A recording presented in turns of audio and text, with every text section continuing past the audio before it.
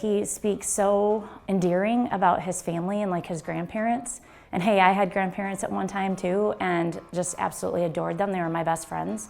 So when I hear the way he talks about his relationships with them, you can tell he's just a really good person. Early on, I mean, tough for him. Comes in, it's COVID. We're remote, we're working remote. He's starting a new career. We would do team meetings and it was all via remote. His grandpa would always join our meetings. Matt would be sitting there and we'd be like, "Where's Grandpa?" And he'd be like, "Grandpa!" And he'd yell to everybody. And we would be out, making sales calls, just doing work, and Matt would pick up the phone and you'd hear him say, Yep, Grandma, nope, I'm not gonna make it home for dinner tonight. And he made sure that he answered that call every time because he didn't want Grandma worried if he was gonna make it home for dinner or not.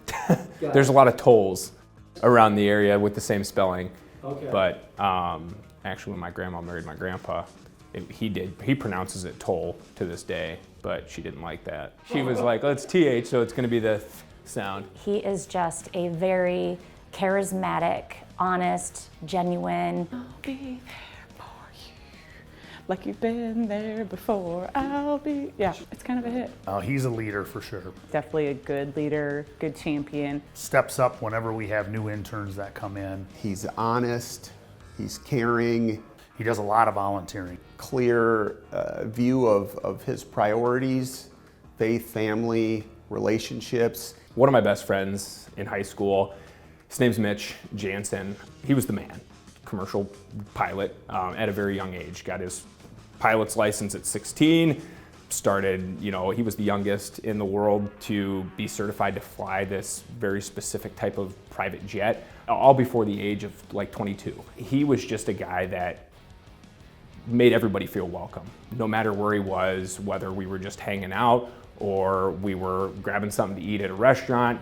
He'd talk to anybody and just make them feel like they were valued. And unfortunately passed away in 2020, before 23, and had a very short life in the grand scheme of things. And when that happened, it was something that hit, our whole community hard, but me especially, because I just looked up to him as a friend, as a mentor, as somebody that tried to make the world good in light of all the crappy things going on in the world. The best you can do is what you can do, the best you can.